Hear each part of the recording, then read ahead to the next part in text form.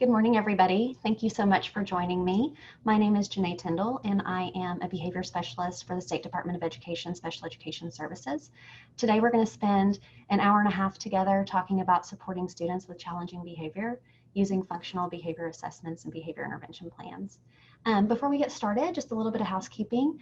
Jill Hilst is monitoring the chat box. So if you guys have questions for myself or for Jill, please post those in the chat box and she will get to those. I am going to take a break at the end of each section to answer any questions that may need to be answered by me. So just know that that's going to be happening. Jill is also going to be posting a link to the slide deck in the chat box so that you'll have access to all of these slides. And then about 20 minutes before we finish up, she is going to post a link to the certificate of participation. So you'll also get a certificate for joining us today. So just be looking for that. All righty. I do want to let you guys know that this is somewhat a condensed version of the FBA BIP regional trainings that Kristen Prosrickles and I did during the spring. So if you attended those, this information is pretty similar. We don't have all day, so I'm not going to be able to go as in-depth into some of those things as we were able to in the spring, but you are going to get a link at the end that will give you access to a Google Drive that is going to have that slide deck available to you, as well as any checklist or universal screeners that I reference. It's also going to allow you to be able to watch the webinar that she and I recorded last spring so that you can do a really nice deep dive into everything we talk about today. I've also created an OK Edge module for supporting students with challenging behavior using FBA and BIPs, and that is basically a replication of that training she and I did, and it also has the webinar housed in there, as well as some additional videos and some additional readings that you guys can access. Okay, alrighty, so we're going to go ahead and get started. So first, let me just kind of let you get to know me a little bit better. Again, my name is Janae Tyndall. I'm a behavior specialist at the State Department of Education in the Special Education Services Division. Prior to coming to the State Department, I was a special education teacher for the last 10 years. I've worked with kids from DD pre-K age up through 8th grade. My family and I live on a little farm in Norman. We have 5 acres. We call it Firefly Farms because we love that sci-fi Western Firefly. My husband is a special education teacher in Norman. He teaches at Norman High School. My son is a freshman in college working on his computer science degree, and my daughter just graduated and is going to be a nurse. We have a pretty lovely crew of animals. We've got 4 pigs right now. My tiny baby pig's not pictured, but he's pretty amazing. We have 4 pigs, about 10 chickens, 3 goats, and that's my sweet dog, Gus. Okay, so that's just a little bit about me. Okay, so again, today we're going to be talking about supporting students with behavior needs. And something I want you guys to keep in mind throughout today and going forward is this quote: behavior is a means to meet a need and therefore has meaning. So whenever we're supporting kiddos who may be struggling behaviorally, I just want us to keep that in mind, that there's always a reason. And it's our duty to make sure that we support those kiddos and help them figure out a socially appropriate way to meet their needs.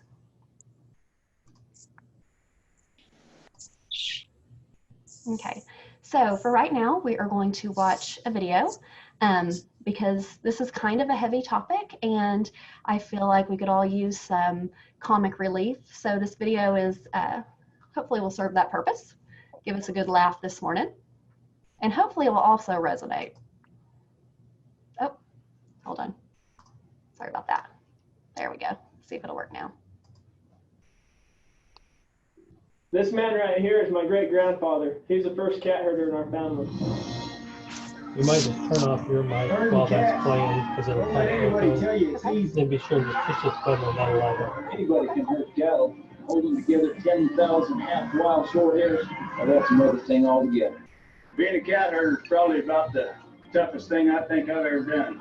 I got this one this morning right here. And if you look at his face, It's just ripped to shreds, you know?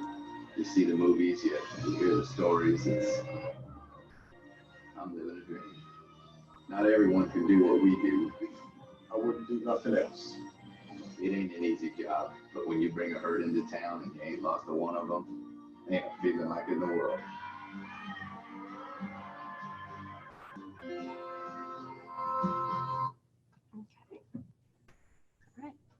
Okay, so did that resonate with everyone? Managing behavior can sometimes feel like that, right? Especially when things maybe aren't going so well.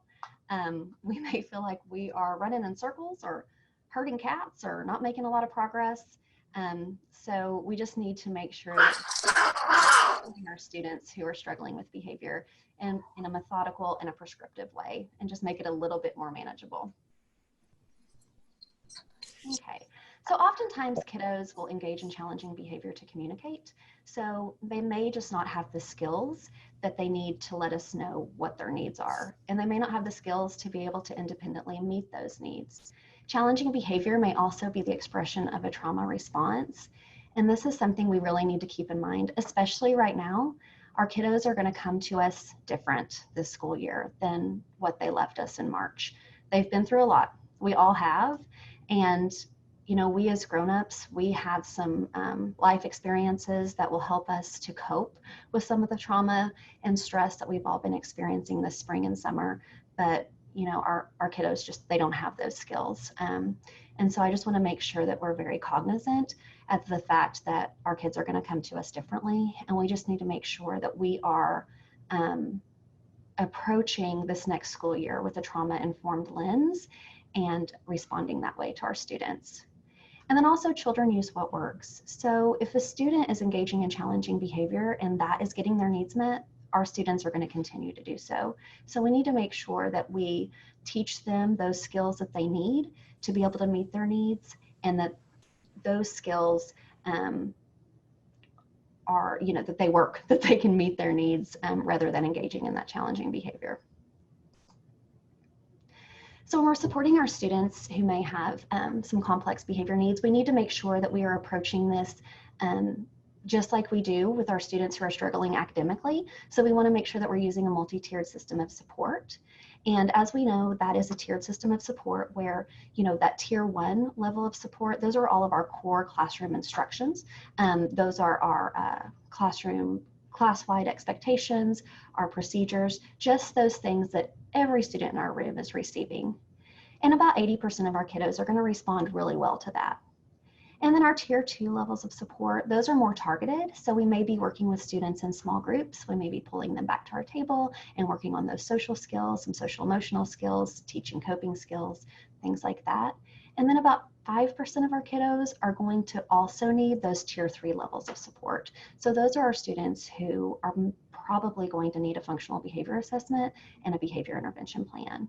We're going to spend a little bit of time in each one of these tiers today, but a good majority of our time will be spent talking about those tier 3 levels of support.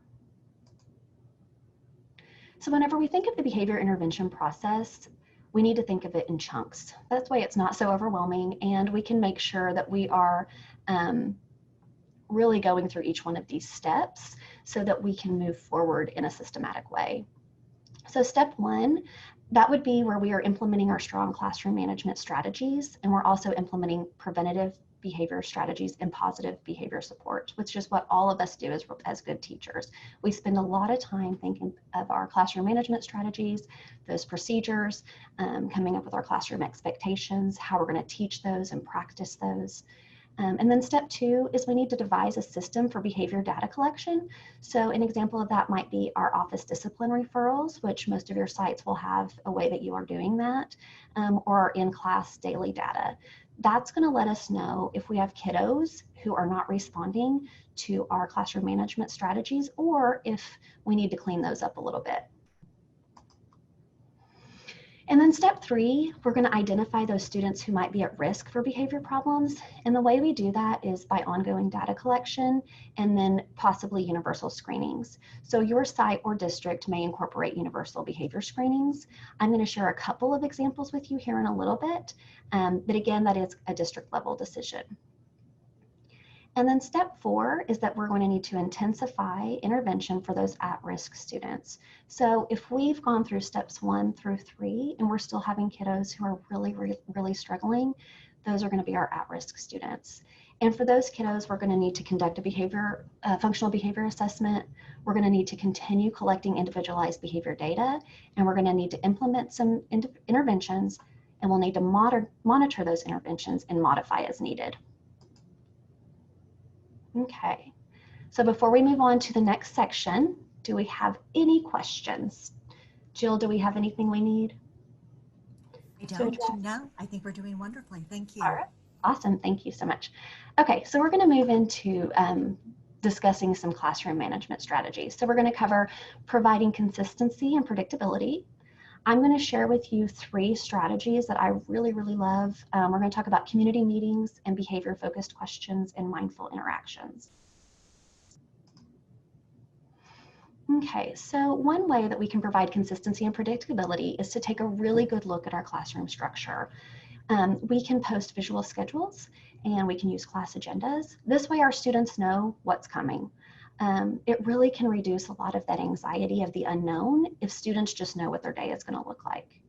We'll need to create a safe space so that if we have students who are struggling, they know they have a place to go to in the classroom where they can recompose and then join back whenever they feel better.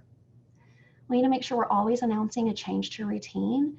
That's going to be really important this next year, because as students have experienced an increased amount of trauma through this pandemic, change is going to be very difficult. So we need to make sure that we are letting them know when a change is going to happen. We need to make sure that our expectations are clearly defined and that they're consistent. We need to take out as much of the guesswork as we can. And then we need to make sure that we teach our procedures and we practice those often, especially at the beginning of the year and then after any break. And then I would also say that if your class data is showing you that you're having quite a few kids struggling, we probably need to revisit those procedures. We might need to reteach those and get into a good habit of practicing them again. And as far as teacher behaviors, that is the one thing that we have complete and total control of. So we need to make sure that we're very mindful of that. We need to make sure that we're modeling emotional regulation. So we can communicate that to our kids. We can let them know that we have strong feelings or that we're experiencing some strong emotions at any particular time, and let them know what we're going to do to be regulating that. So even if you're in your classroom and you're feeling a little bit frustrated or overwhelmed, you can let your students know, hey, while you're working quietly at your desk, I'm feeling a little bit overwhelmed. I'm going to go sit at my desk for 5 minutes and take a break, and that's totally okay. That's going to model to them that they have those choices. They're able to do that as well. We need to make sure that we're demonstrating safety, both physical safety and emotional safety. We need to let our kiddos know that we're sincere, and we need to be very careful and mindful of our words and our body language and make sure that we are reducing tension as often as we can. And then we need to acknowledge when we're wrong, because the bottom line is that we all make mistakes, and that's okay. This is a really great thing to model for your students too. Whenever you make a mistake, let them know, hey, I messed up, and this is what I'm going to do differently next time, and then do that thing differently next time. That'll show them that they absolutely are able to do that as well. And then we also need to really focus on relationship building. I would argue to say that any and every intervention that we're going to talk to today is not going to be very effective if we don't build those relationships with our students.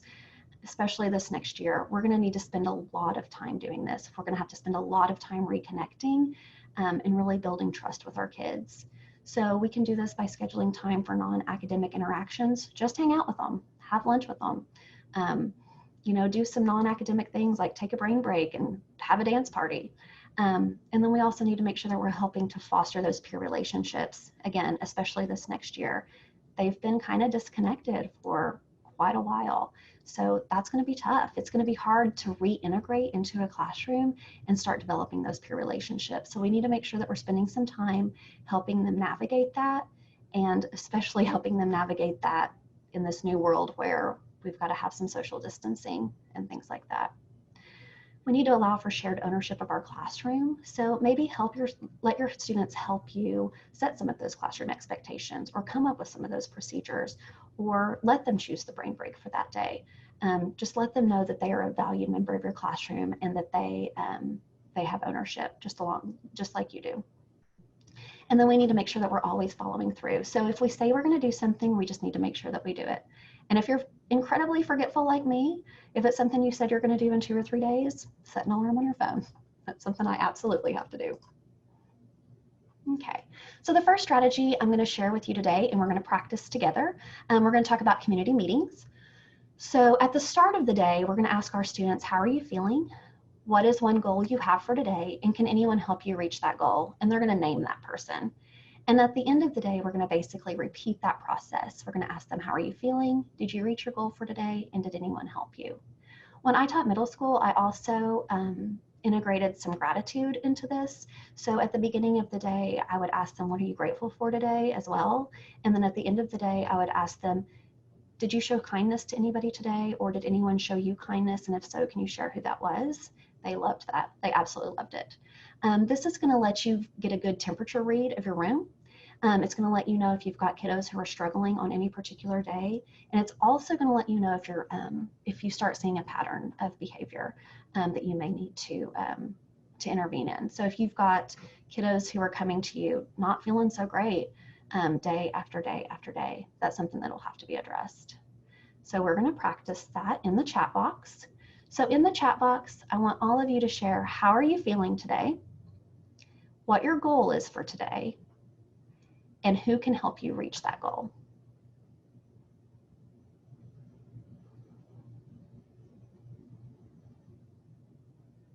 And I will go first with sharing out loud. So I am feeling pretty excited today because I get to hang out with all of you guys. And my goal for today is to have a really successful engaged session with you all. And the people that can help me with that is you and Jill behind the scenes.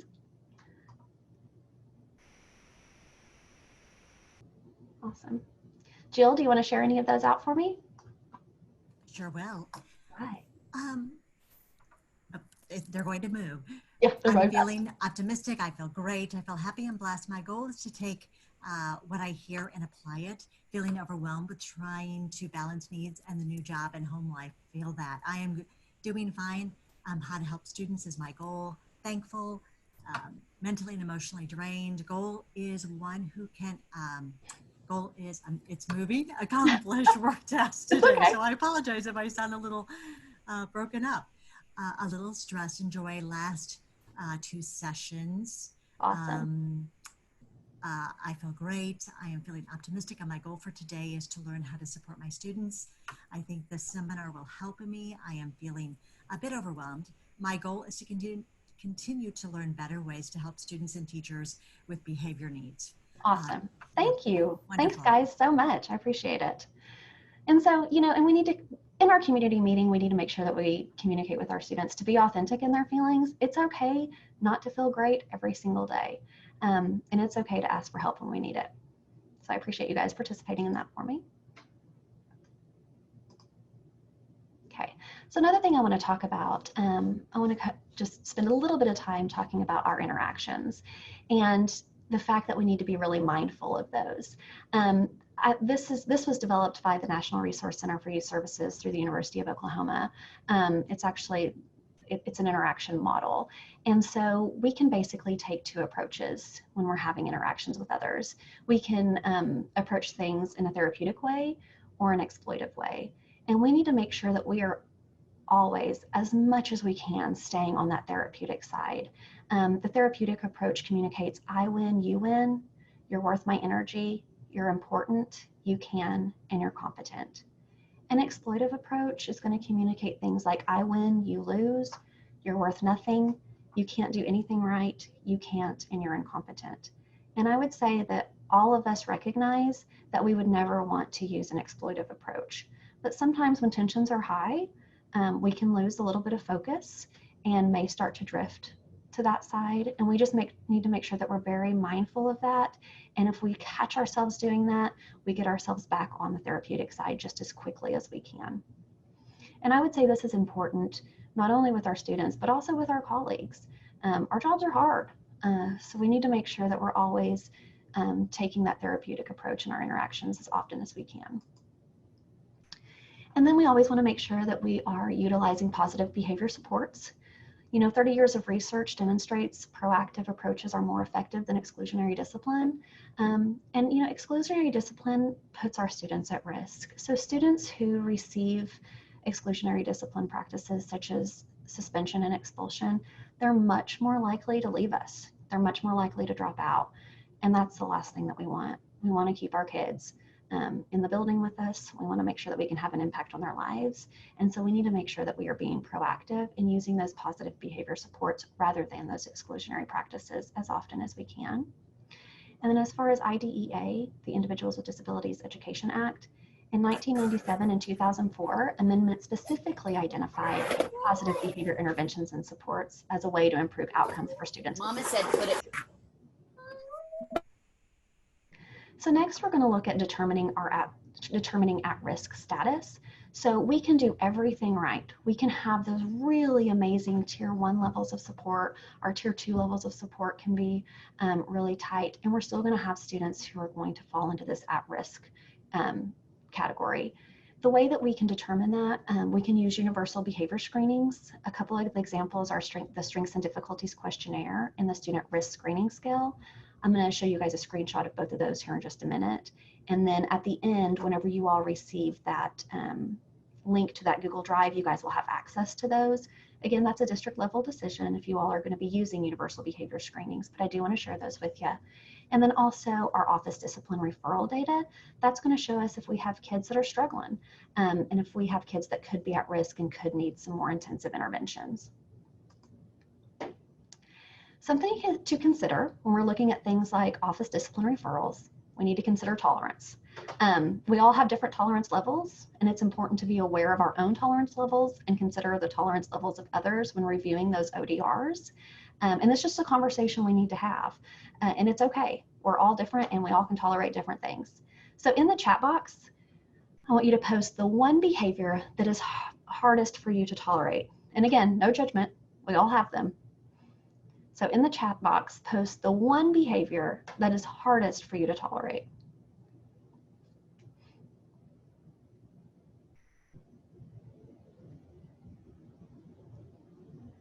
I'm seeing disrespect, defiance, disrespect, passive defiance, disrespect. Gotcha. So pretty consistent. Throwing things, rudeness. Okay.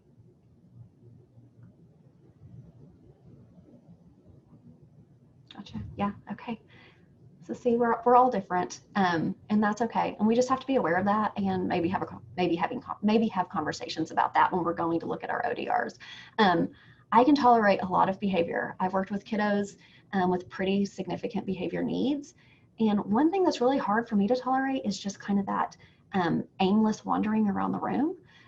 So that's something later we're going to talk about planned ignoring, and that is something that I know that I'm not going to be able to use planned ignoring for because it's a tough behavior for me to tolerate, and I would probably give in and not be able to follow through with that planned ignoring. So just something to be aware of.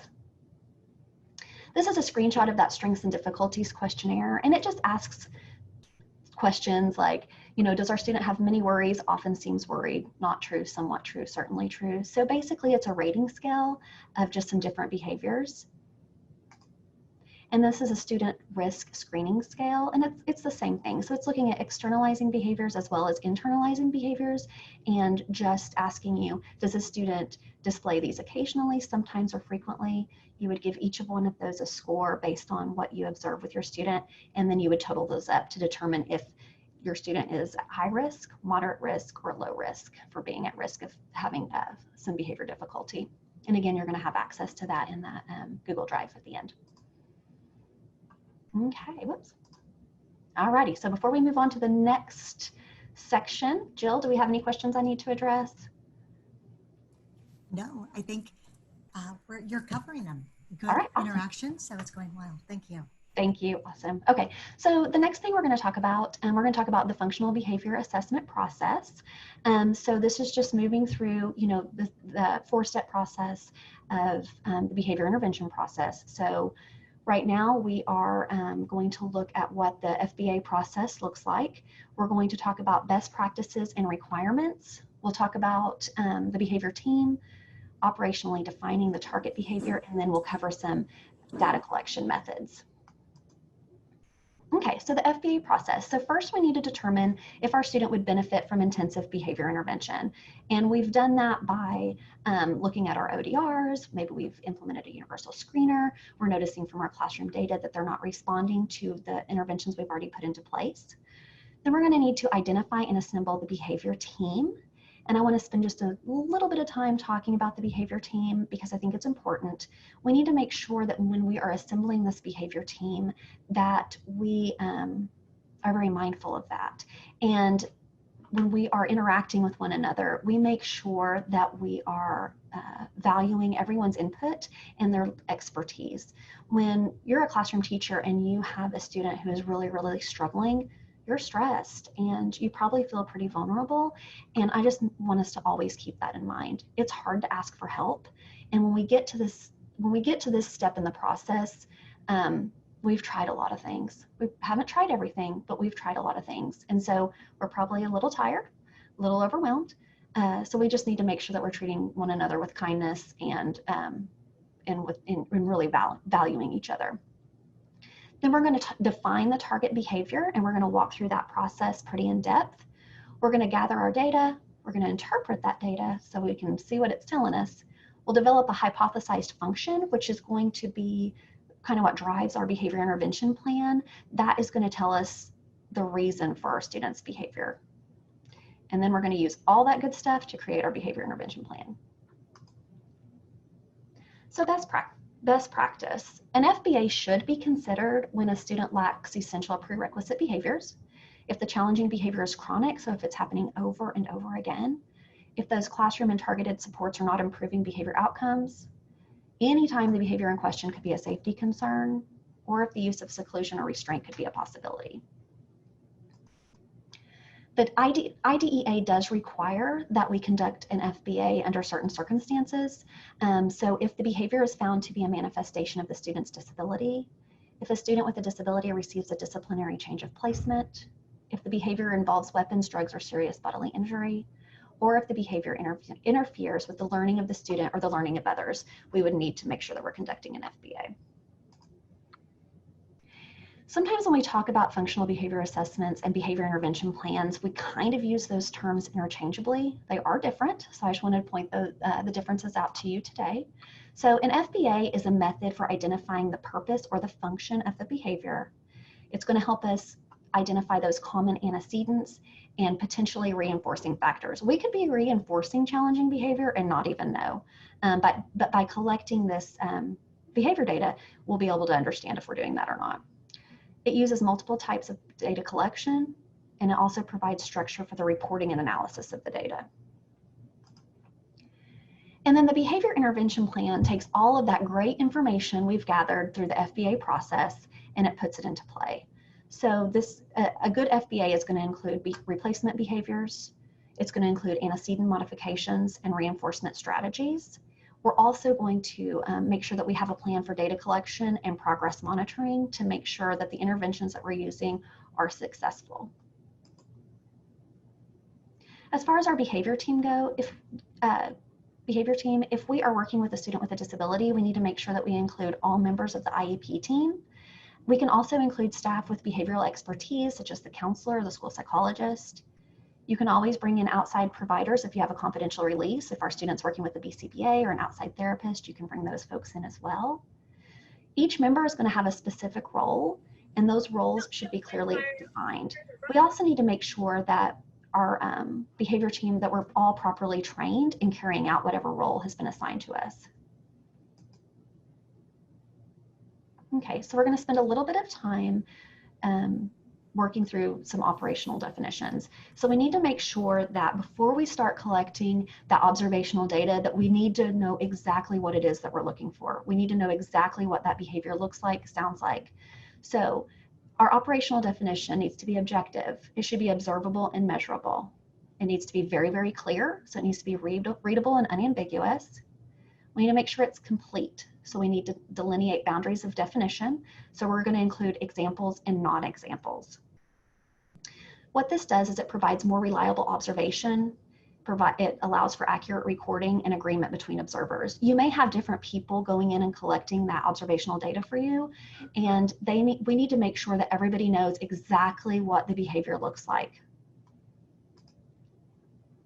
Here's an example. So oftentimes you may hear of a challenging behavior, you may hear blurting out. And my first question would be, what does that look like? So we need to make sure that we're very, very clear what blurting out looks like for that particular student. So an example is, the student responds to a question or begins talking in class without first raising his hand and getting permission. Responses can be on or off topic. Examples include teacher asking for the answer to 2 + 2, and the student responding 4, and the teacher's stating the read aloud title, The Beach House, and the student begins talking about their trip to the beach. Non-examples include the student responding during choral response. So based on this operational definition, when we are conducting those classroom observations and taking that observational data, we know exactly what that looks like. We're not going to count a blurt if everyone in the class is told this is choral response time. If the expectation right now is not to raise your hand and to wait to be called upon, that's not going to count as blurting out. But if the expectation at that particular time is to raise your hand and wait to be called upon, and our student blurts out the answer, that would be counted as a blurt. Another example, we hear a lot, tantrum or meltdown. And so we need to know, what does that look like? Because that's going to look differently for different students. And we just need to make sure that we know what it is that we're looking for with this particular student who we're collecting behavior data for. So a good example would be, the student responds to a task demand given by his teacher by laying on the floor, crying, yelling, and throwing objects. This episode is counted if it lasts 10 seconds or more, and is counted a new incident if separated by 5 minutes or more. So when we are conducting those classroom observations, if our student does not meet every single one of those criteria, basically, for a tantrum or meltdown as defined by our operational definition, we wouldn't count that as an event. So it would take a lot of time for us all to write an operational definition in the chat box, but you may jot down on a piece of paper, if you have one handy, if you have a behavior in mind that you would like to write an operational definition for later. If you've got one that you're like, man, I wonder if I were to want to collect data on that, exactly what that would look like. Because the first couple times you do it, it can feel a little awkward. So it's just a good idea to practice. Alrighty, Jill, do we have any questions I need to address? We do. We have, I was able to copy about 4. Is this for any student or only those in an IEP? It is for any student. We can conduct a functional behavior assessment and implement a behavior intervention plan for any student, yes.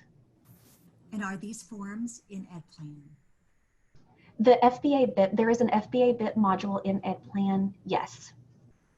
Thank you. And can you explain how the behavior looks if it is a manifestation of a disability? It would depend on the individual student. So the team would come together and make that decision. So if a student engaged in a behavior and received, or if it was chronic, or if they received a disciplinary change of placement, the team would need to come together and determine, is that behavior a manifestation of that student's disability? But again, that's going to be on a case-by-case basis, and it's always a team decision. And finally, is the FBA now required prior to completing a BIP on EdPlan? There is no rule of completion on EdPlan. Best practice is, of course, that you would complete that FBA before completing your BIP. We did have some questions this spring as far as if it involved a weapon or serious bodily injury. We don't want to take the time for that to happen again, to be able to take data on that particular behavior.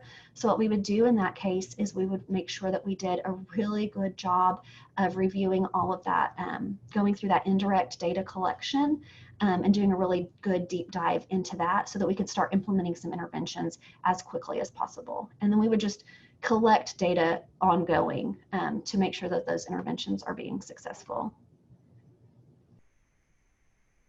Do you think one that just came in, if you have time, how do you write an operational objective for this? avoiding a task and leaving the classroom? Villager blacksmith buildings were changed to have chests. That would, it depends. It depends on what that looks like for that particular student. So, you know, this is always kind of based on a case-by-case basis. You know, tantruming for one student may look very differently from tantruming for another student. So we want to make sure that, you know, whenever you're the classroom teacher and you notice this behavior, what does that look like for this particular student in this particular setting? And you would want to make sure that you're able to write that out. But it's completely individualized. I think that'll do it. Thank you. All righty, awesome. Great questions, guys. Thank you so much. Okay, so we're going to talk a little bit about indirect data. So what this is going to entail really good file reviews. We may complete some checklists, which I'm going to share some examples of those with you today. We're not going to get into all of those checklists, but you will have access to those. They're going to be in that Google Drive for you so that you can take a look and just see if any of those are a good fit, if you want to explore any of those further. And then we'll talk just a moment about conducting interviews. Okay, so for a file review, so if this is a student with a disability, we're going to want to make sure that we take a look at their previous IEP goals and progress, make sure that those are appropriate and that they're making adequate progress, see if we need to call another meeting, if we need to make some adjustments. We're going to look at our previous office discipline referrals to see if we notice a pattern in behavior, a pattern in setting, a pattern with particular teachers. Again, if this is a student with a disability, we're going to look at those initial and re-eval eligibility assessments to see, is there something we're missing? Do we need to get consent and conduct another assessment? And then we can also look at those outside provider reports if those are made available to us. Here are some examples of some checklists that you guys might want to take a look at. There's the functional assessment checklist for teachers and staff, functional analysis screening tool, problem behavior questionnaire, motivational assessment scale, and questions about behavioral function.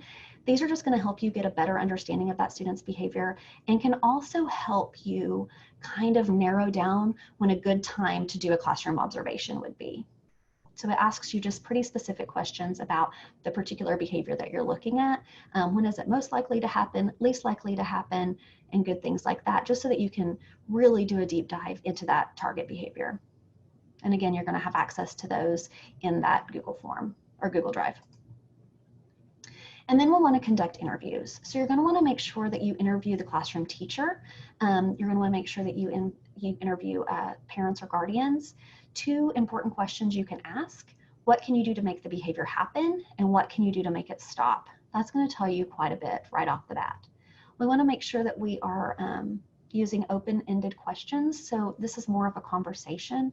So you may ask the parent, tell me about Johnny's relationship with his peers or with his siblings. What does that look like? And then you may ask the teacher the same thing as far as peers go. You know, tell me what Johnny's relationship with his peers, what does that look like? Just make sure that they're open-ended. So that will give you the opportunity to gather a lot more information. Okay. So that was pretty quick. Do we have any questions about indirect data? None so far. All righty, awesome, thank you.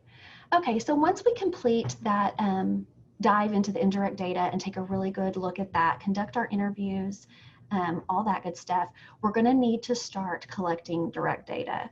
And all of that indirect data is gonna, again, it's gonna help you understand when a good time to go do some classroom observations would be. A few we're going to talk about today, we're going to talk about ABC data, narrative recording, event recording, and duration and latency recording. This is an example of an ABC data collection form. As you see, we are listing the antecedents, the behavior, and the consequence. Our consequence is going to tell us, it's going to help us decide what the function of the behavior is. So it'll tell us the reason for the behavior. So I'm just going to read through this for you. So antecedent, the teacher hands out math additions facts assignment. The behavior is Nellie crumples the paper and refuses. The consequence, teacher asks Nellie to come sit next to her and gives him a new copy of the assignment. Teacher is working in a small group with 4 other students. Nellie is reading independently at his desk. Nellie starts kicking his foot into the chair in front of him. Teacher tells Nellie to have silent feet. Teacher tells Nellie to have silent feet. Nellie continues kicking his foot into the chair in front of him and sings to himself. Teacher comes over for a one-on-one conversation with the student about why he needs to stop kicking. So if we take a look at that consequence column, there's a pattern. And if the data were to continue to look like this, or even just from what we have here available, I would probably venture to guess that Nellie is engaging in this behavior because he wants to access adult attention. And we're going to go further into, we're going to talk about the functions of behavior here in just a little bit. But this consequence column is going to really help you identify the function or the reason for the behavior. And that is going to drive everything you do as far as intervention planning. Another type of direct data is a narrative recording. These are notes, they're not quantitative. This allows recording for additional information, including times when target behavior is not present. We can take note of the teacher interactions. We need to include our class and task, time and date, number of students and adults that are present. We can note peer interactions and how representative the observation was. So was this a pretty typical day for this kiddo or an atypical day?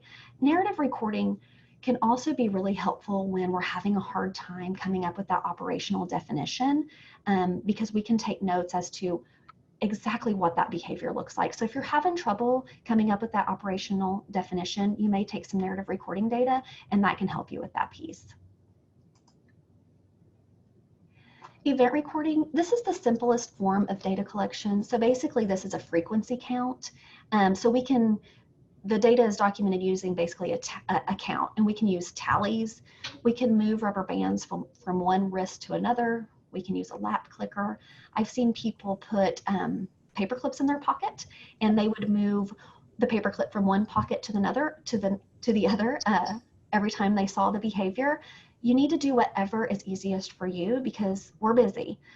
So whatever works for you in order for you to get a really good frequency count is, just come up with your system and make it work.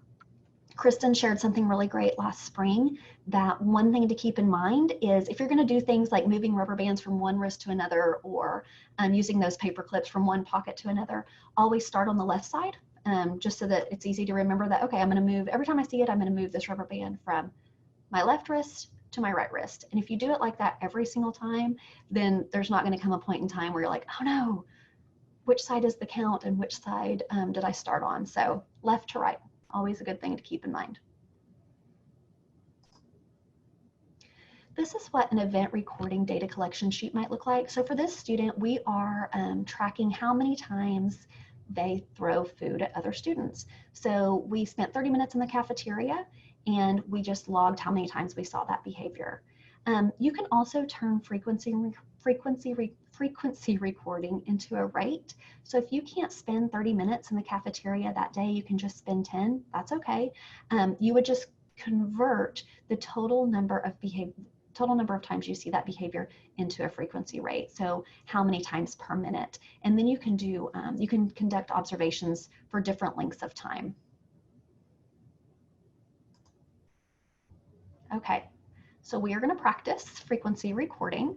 So what we're going to do, we're going to watch this video, and you are going to count the number of times you hear the word fold, and we're going to put our answers in the chat box. So every time you hear the word fold, you're going to count that, and then you'll put the number in the chat box.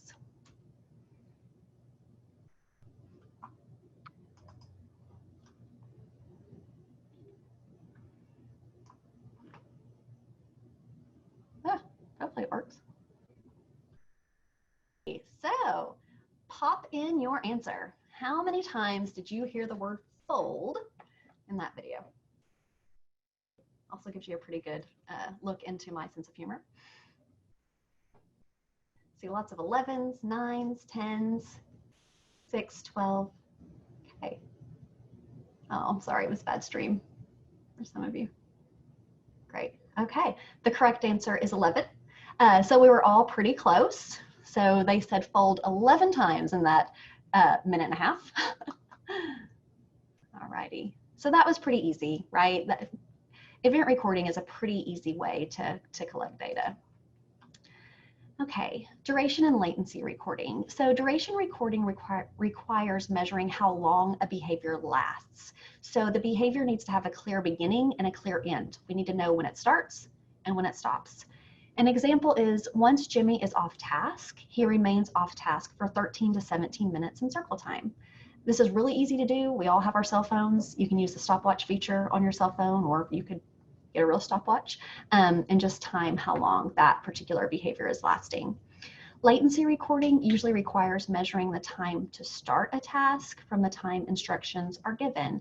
And again, you'd use the stopwatch feature on your phone or a stopwatch. The behavior needs a clear beginning, so you need to know when that behavior starts. An example is Jimmy takes 8 to 12 minutes to start assignments once he is given instructions.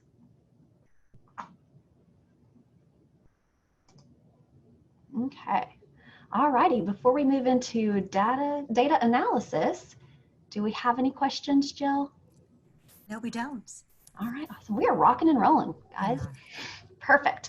Okay, so once you have completed collecting your observational data, we're going to need to analyze that data. So we're going to have to see what is that data telling us so that we can identify the function of the behavior, and then we're going to need to write a functional hypothesis statement so that we can move forward into our intervention planning.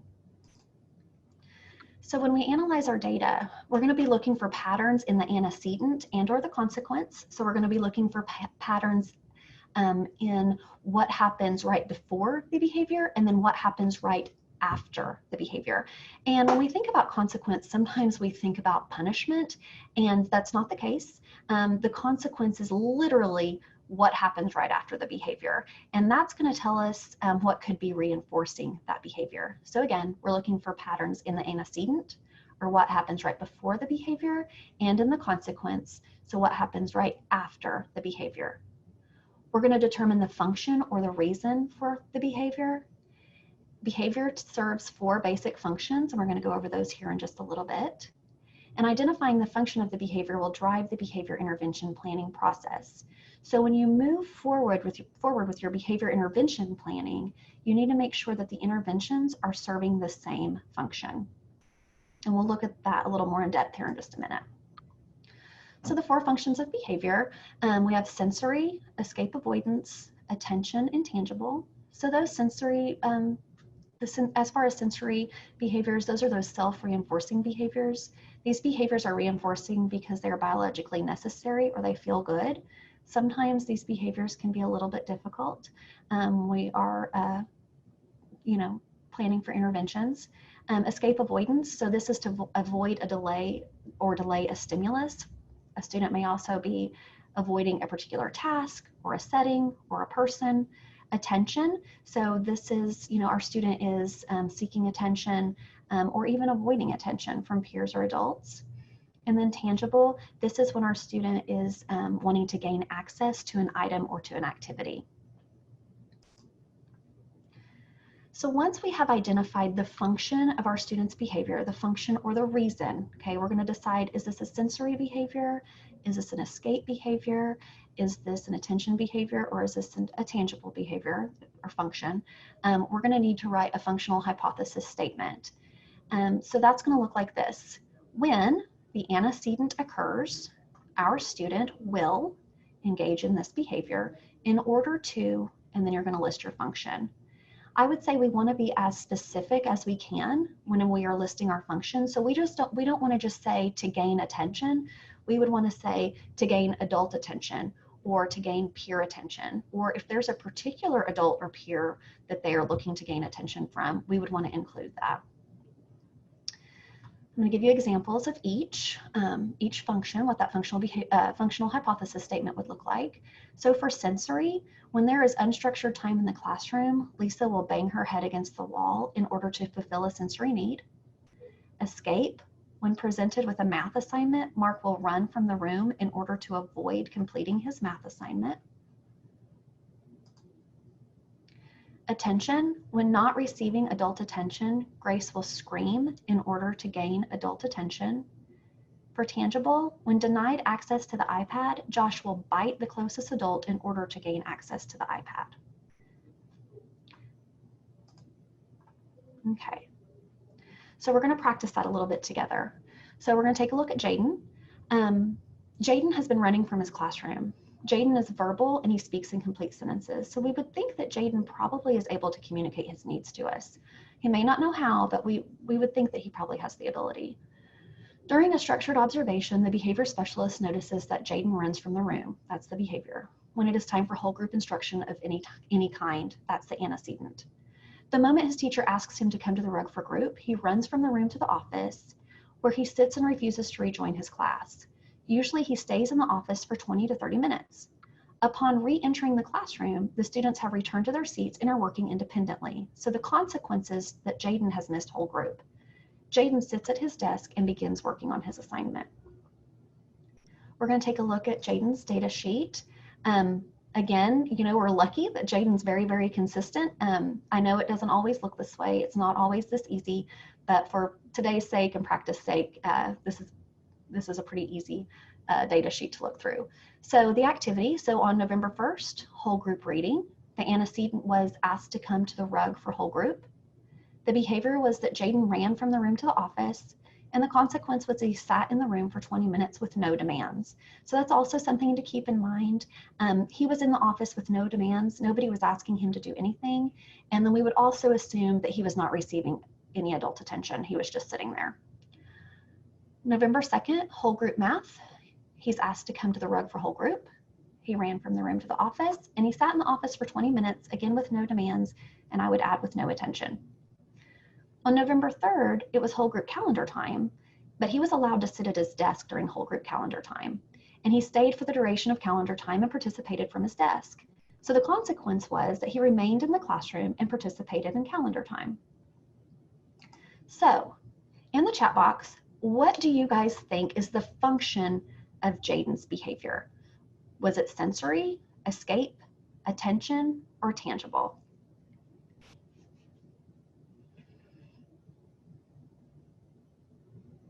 I see a lot of escape. Yeah, right. Yeah, he was escaping that activity, right? Something to keep in mind when we look back at that data sheet is on November 3rd, we had a change. He stayed, but he was allowed some choice. He was able to sit at his desk during whole group calendar time. And the consequence was that he stayed there and he participated in calendar time. So that's really good information to have, especially when we move towards our behavior intervention planning, is that may be a place to start. Is maybe he's escaping the rug. He may not be escaping whole group, but he might be escaping sitting at the rug. Okay, so for time's sake, we won't all write a hypothesis statement in the chat box, but just be thinking about that. So it would probably look like, when asked to come to the rug for whole group, Jaden will run from the room in order to escape coming to the rug for whole group instruction. That would probably be what that hypothesis statement would look like. Oh, and here's a good one. Sensory possibly does not like being in close proximity to other students. That's something to consider, that it could be that he doesn't like being in close proximity. Yeah. Okay. Jill, do we have any questions we need to address before we move into the behavior intervention plan? No, we're doing great. All righty. Okay, so you have, at this point, we have completed our functional behavior assessment. We have looked at indirect data. Well, first, we've determined that we have a student who is at risk. We have looked at the indirect data for that student. We have collected some direct data, and then we have determined the function for our student's behavior and written a hypothesized statement. So now we're going to move into our behavior intervention planning. So we need to always keep in mind that we need to match the interventions to our behavior function. They have to serve the same function to be effective. And we're also going to talk about components of a high quality behavior intervention plan. Okay, so a BIP provides a clear, concise set of strategies that can be communicated to all staff working with a student and implemented consistently with fidelity. We need to make sure that we're all doing the same thing the same way. We need to eliminate as many variables as we can. That's why that training for our behavior team is so important. We need to make sure that we are all on the same page all the time. And then again, our BIPs need to address the same function as our target behavior. That is incredibly important. So high quality behavior intervention plans they meet 4 criteria. We need to make sure that our replacement behaviors are identified. We need to make sure that they include antecedent interventions. Antecedent interventions are designed to decrease the likelihood of the occurrence of the target behavior. We need to make sure that we're including consequent interventions, and these are designed to increase the likelihood of future occurrence of the appropriate behavior, so lots and lots of reinforcement. And then we need to have a goal for the target behavior, for the behavior we want to see, and we need to have a plan for data collection and progress monitoring. And we're going to go into that in just a little bit as well. So first, we're going to take a look at teaching those replacement behaviors. We're going to talk about skill versus will, explicit instruction, shaping, and chaining, because we need to make sure that our student has replacement behaviors that they can use, right? So to guide our selection of interventions, we need to know if the replacement behavior is one the student can't do or one the student won't do. So if it's one the student can't do, we need to make sure that we're including procedures for teaching the student this new skill. If it's one the student won't do, we need to make sure that we're increasing reinforcement to make the behavior more desirable and functional. And this new behavior, we need to make sure it is as easy or easier for the student to get their needs met than the challenging behavior. Because if it's easier to engage in that challenging behavior, the student is more likely to do so. So our replacement behaviors must be functionally equivalent to the target behaviors. They need to serve the same function. They're going to become increasingly more socially appropriate. So if we take a look at Jaden, if our goal is for Jaden to join us at the carpet for whole group instruction, he's not going to be able to do that right at first. So right at first, we're going to let Jaden probably sit in his chair for whole group instruction. Then we may move his chair 3 feet from the carpet. Then we may move his chair 2 feet from the carpet, 1 foot from the carpet. And then Jaden may be sitting on the carpet in his chair. Then Jaden may be sitting on his own carpet square on the carpet. And then Jaden may be joining us at the carpet, just sitting next to his peers. Okay, so it will become more socially appropriate as we move through this, but we're not going to start out that way. It's definitely a process. So some teaching techniques we're going to talk about explicit instruction, shaping, and chaining. So with behavior, just like academics, we're going to use the I do, we do, you do model. So we're going to teach our student this replacement behavior. We're going to model that behavior. We're going to practice that behavior with our student, and then we're going to allow our student to demonstrate understanding. Okay, so we're going to follow the I do, we do, you do, just like with everything else. We can also use shaping. So this procedure, it involves reinforcing behaviors that are increasingly closer to the target behavior. So a good way to think about this would be speech approximations. So when you have a kiddo who's just learning how to talk, and maybe let's say that child wants a drink of water, and that child's going to start with wah, wah, and you're going to say, great, water, and you're going to give that child a drink of water. You're not going to wait until they can say water before you allow them to have a drink of water. You're going to reinforce every approximation until they get to where you want them to be. So right now, so at the beginning, we may be reinforcing wah, wah, and then wah, wah, and then wah, wah, and then finally water, but we're going to reinforce them every step of the way. And then chaining. This is a type of intervention that aims to create associations between behaviors in a behavior chain. So every part of the chain is going to prompt the next piece. Okay, so a behavior chain is a sequence of behaviors that happen in a particular order where the outcome of the previous step in the chain serves as a signal to begin the next step in the chain. I'm going to give you guys an example here that I think we're all going to be using quite a bit this next school year. So hand washing. So this is a pretty great example of chaining. So turning on the water prompts me to put my hands in the water. Putting my hands in the water prompts me to put the soap on. Putting the soap on prompts me to rub my hands together. Rubbing my hands together under the water prompts me to turn off the water. Turning off the water prompts me to dry my hands. Okay. So those were just a few examples of how we can teach replacement behaviors. Do we have any questions, Jill? We had, going back to observations, we had a request for tips for classroom teachers who may have multiple 4 or 5 students acting out at the same time. Okay. What you would want to do is just set aside time to conduct those classroom observations for each of those students. Chances are they are going to have different periods of time that they are struggling. So if you have one student that is struggling during whole group math, you're going to be taking data for that student during whole group math.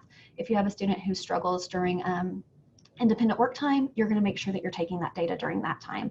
And if they're all struggling with the same thing at the same time, we may want to take a look at our procedures and make sure that those are really, really tight. And we may need to make adjustments to that, do kind of an antecedent intervention for the whole class to make sure that we are set up to, for most of our students to be successful. But I would just make sure that you are just setting aside time to collect that data for each individual student. And you may have to go, you may have to collect data for one student on one particular day, the next day for another student. It's hard to manage. It definitely takes a lot of time management and a lot of creativity for sure. Okay, are we good? Alrighty. Okay, so we are going to talk now about some evidence-based interventions. We're going to look at some antecedent interventions and some consequent interventions, just to give you guys some examples. And I've included lots and lots. I'm only going to dive into a few, but I am providing you guys the actual names of those interventions, so you can do some additional research later. You can, Google those, look them up, watch some videos to see how they're run, and just really get some really great information about those. So antecedent interventions, again, we always want to make sure that we are matching our interventions to our function. So if our behavior is serving a sensory function, we want to make sure that we're providing lower or higher sensory environment. If our behavior is serving escape, we can schedule some breaks. We might reduce task demand. We can provide opportunities for escape from a task or setting. We can offer choices. We can use timers for non-preferred tasks to let our kiddo know that you may not like this part of the day, but it's not going to last forever. That can help tremendously. For attention, we would want to teach our student to functionally request attention, so to ask for it in the appropriate way. We may provide some non-contingent attention, differential attention, giving attention to kiddos who are doing the right thing.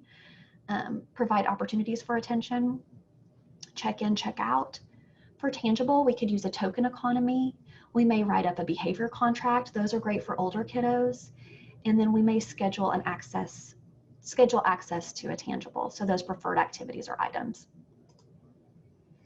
So non-contingent reinforcement, this is scheduled access to the behavioral function. So for escape avoidance, we would schedule those breaks. If the function is if it's attention, we may schedule opportunities for attention. So like reading class announcements, morning check-in with our teacher, scheduled calls home. And then for tangible, we would schedule access to preferred activities and items. And then for sensory, it would be scheduled sensory activities. And we call it non-contingent reinforcement because it's not dependent on the student's behavior. These are scheduled. So even if it's not such a great day, these activities or opportunities are going to be part of our student's day. Another thing we can use, transition tools. So we need to just make sure we're providing transition warnings. We can use first then statements. We can say, okay, first we're gonna, complete our math assignment and then we'll go outside. First we're gonna complete our reading assignment and then you get to take a 10-minute break. We wanna make sure we have a consistent visual schedule. We may use visual or auditory timers, and then the use of music. The use of music is fantastic. Just let them know, hey, when this song is over, we're gonna move into this next activity. I use that a lot in my classroom. Another antecedent intervention is a token economy. And again, any of these that I share with you, we just wanna always keep in mind we can modify these to be developmentally appropriate for any age group, okay? These interventions are for all kids. We would just need to make sure that we're matching that to their developmental age. So a token of economy can help students visualize progress, accept and work for delayed reinforcement, and learn to self-monitor and regulate behavior. So basically what we do is we're going to identify a desired behavior. We'll identify items or activities that are motivating to the student, and you've done this by either having the student or their parent, depending on your kiddo, complete a reinforcement survey, or you can conduct a preference assessment.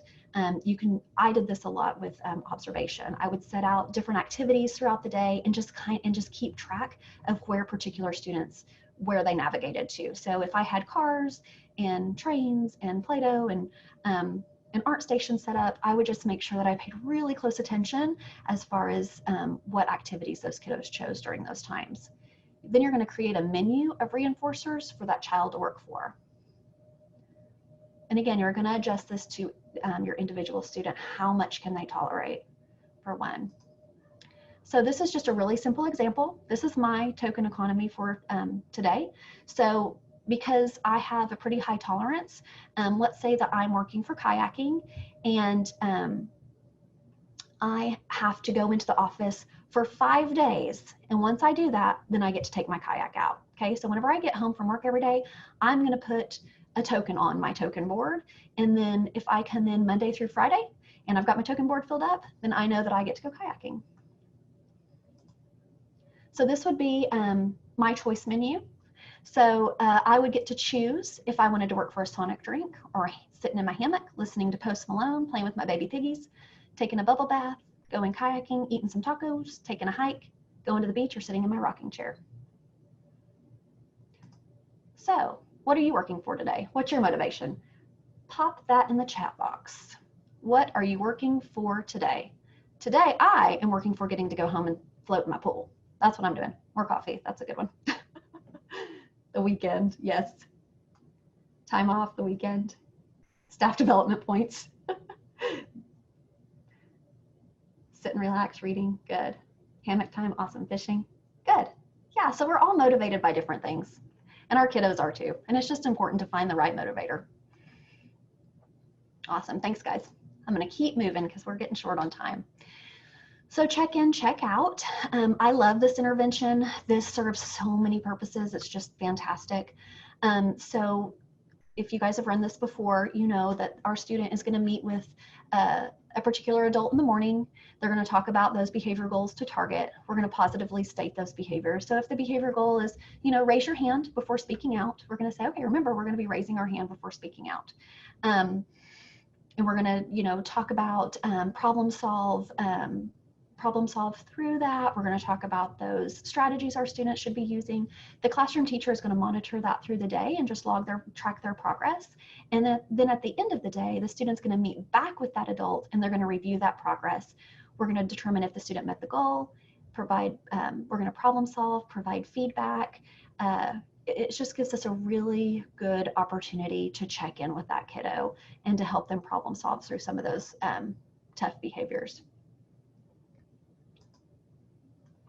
Instructional choice, this is also a really, really fantastic intervention. We want to incorporate reasonable choice making whenever we can.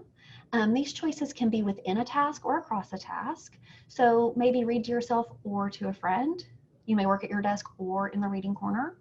Across task might be choice of response. So you can do a video, you can make a presentation, you can write an essay. You get to choose the order of your assignments today. You get to make a choice as far as your learning center goes. Choices are pretty powerful. Okay, so we're going to take a peek at, well, first let's see if there are any questions. Jill, does anybody have any questions? Sure, there were a couple. One was wondering now that we will, what will be different as our district is talking about being virtual for at least the first quarter? I have, at the end of this, I'm going to be sharing some distance learning resources with you guys for you all to access. You know, my husband, he teaches high school, and we were just talking about this yesterday as far as building those relationships go.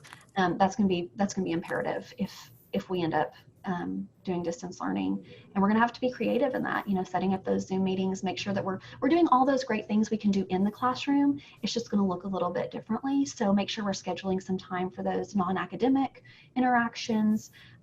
He's got some great games he's gonna be playing with his kids if he ends up having to teach virtually. So just kind of thinking about the way we do things in a virtual way.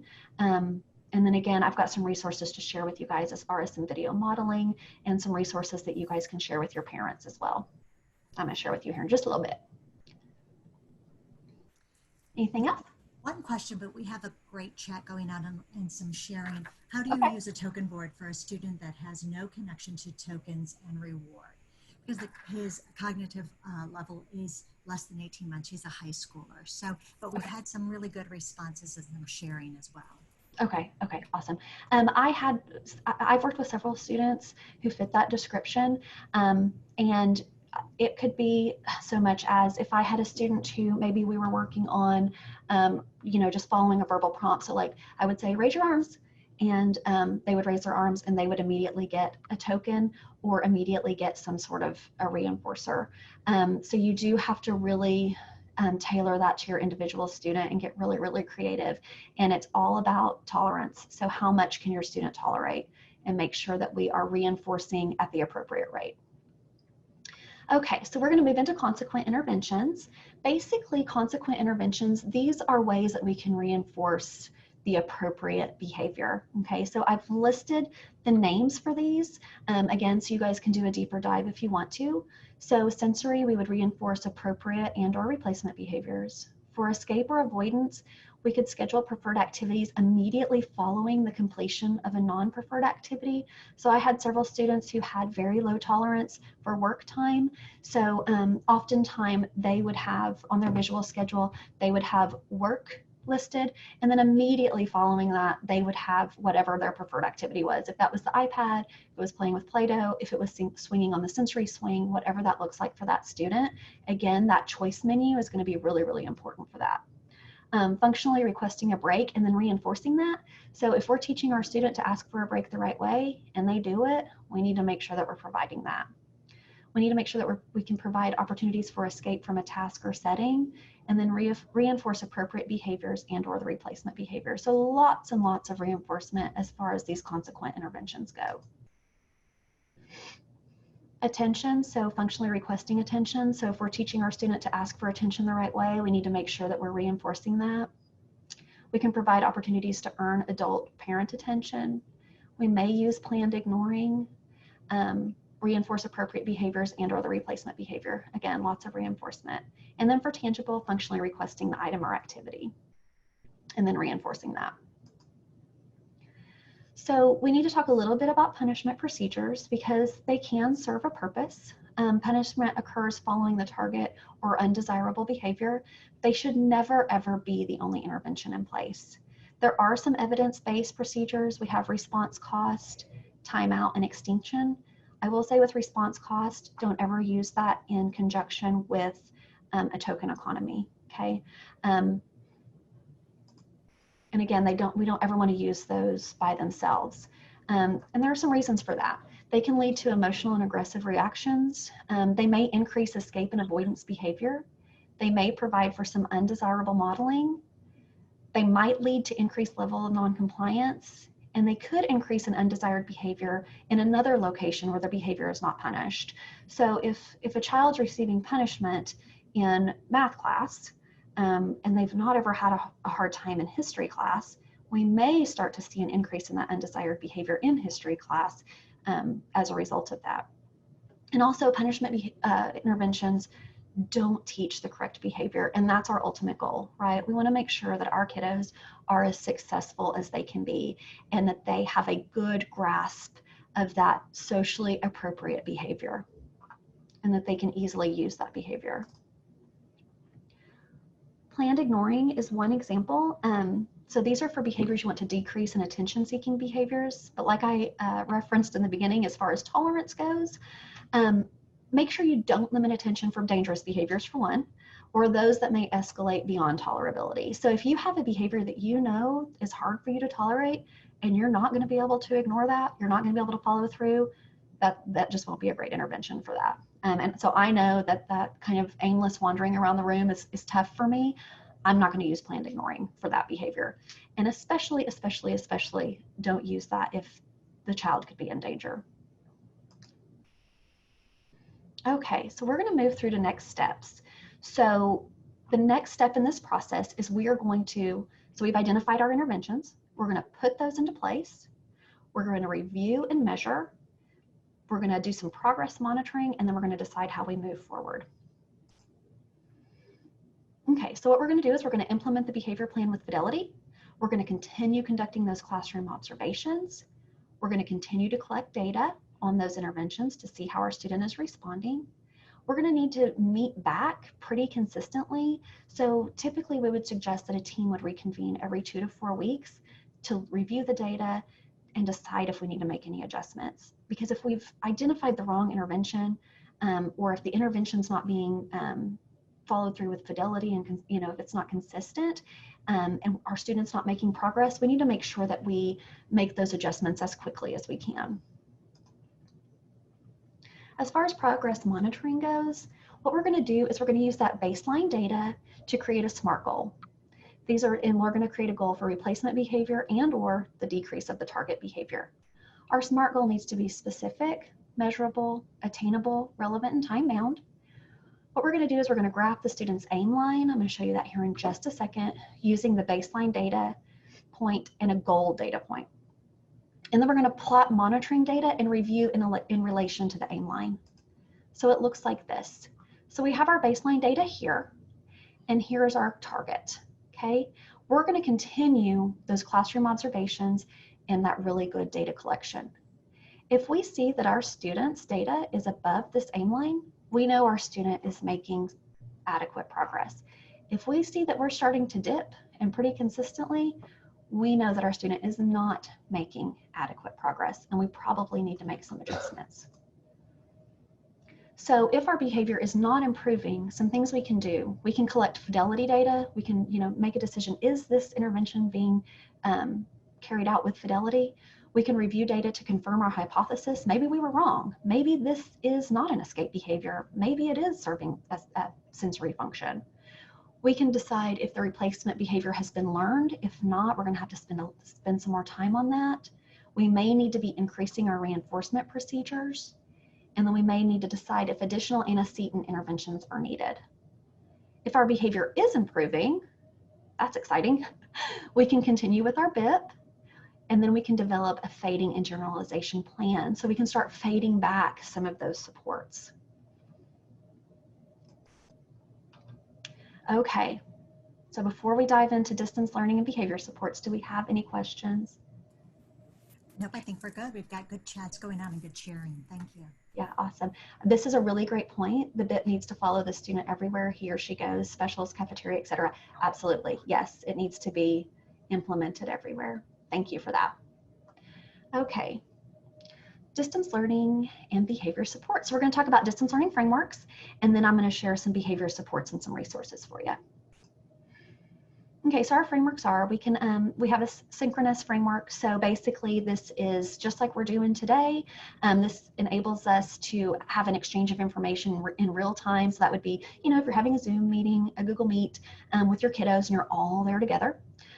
And then asynchronous, that's kind of a store and forward. So those could be video clips, digital images, virtual technologies, and other forms of electronic communications. And then there's a hybrid, which would include both, and maybe some in-person services as well.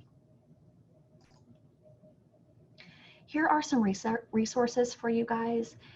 These are all linked, so you can just click on the links here and they'll take you straight to these resources. So our special education distance learning guidance, it has a whole section on resources and supports for behavior management and social emotional learning. And then we also have our OKEdge distance learning module. It's the same information in our guidance with a little bit more because we can add to that in real time. And then OSDE student services, this includes supports and resources for behavior management, social emotional learning, family engagement, and crisis response. So these are great resources for you guys and for your families to start accessing and sharing. Behavior Central, these include some video tutorials to support parents and teachers in providing positive behavior supports during distance learning. So some of those interventions I shared with you guys, they walk you through that step by step and show you what that looks like. The videos are short, they're about 5 minutes long, so they're not overwhelming. They're really fantastic, so I would suggest checking into those. Our department has a resource depository. So this depository allows teachers and service providers to share lessons and resources, and we have people sharing every single day.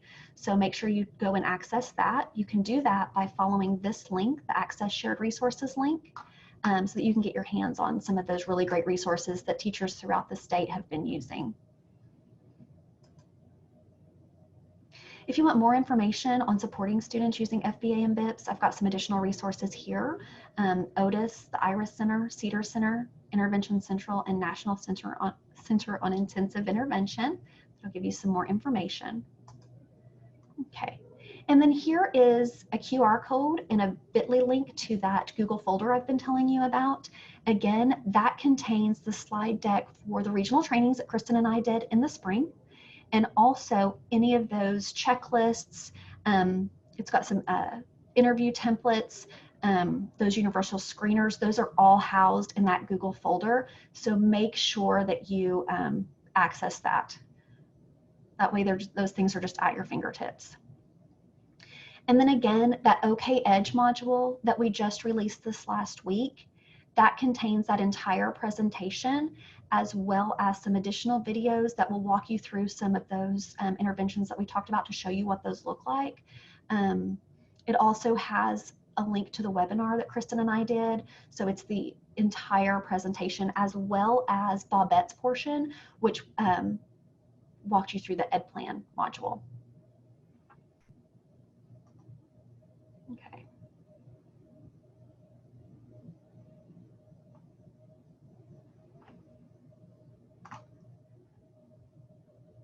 All right, it says so we've got a question here. Jill, were you able to answer that question about the BIP and the IEP team? Okay, you can have these behavior intervention meetings. You know, if you're not making a change to the IEP, you would not need to have an addendum, you know, create an addendum. But there may come a point in time when you do need to make changes to the IEP. A behavior intervention plan is, you're still going to be implementing all those great accommodations and modifications that you have written into the IEP, and then the behavior intervention plan, that's another layer. All righty. Thank you guys so much. If Jill hasn't already, she will be posting a copy of the PD certificate into the chat so that you guys can make sure that you're able to access that. I don't want you guys to leave me without that for sure. This is my contact information. We're not really in the office, but you can always shoot me an email. And then I also included Kristen's contact information. She and I worked on this presentation collaboratively last spring. Again, this is kind of a condensed version of that presentation, but she's very, very knowledgeable and always willing to help. So you're always, please feel free to reach out to either one of us if you need help or have questions. And the certificate is in the chat box. And yes, it will also be under the Documents tab in WOVA. All righty. Jill, do we have any questions we need to address before we bid farewell? Nope, we have a lot of thank yous. It was great information, very informative, great information and resources. So Awesome. A great audience. Thank you. Thank you. Thank you guys so much for joining me. I know it's Friday, it's early, you're on summer break. This just shows the commitment that you all have to your students by taking the time to do this. So I really appreciate that. And I hope you all have the most fantastic school year ever. All right, enjoy your Friday. Enjoy your weekend.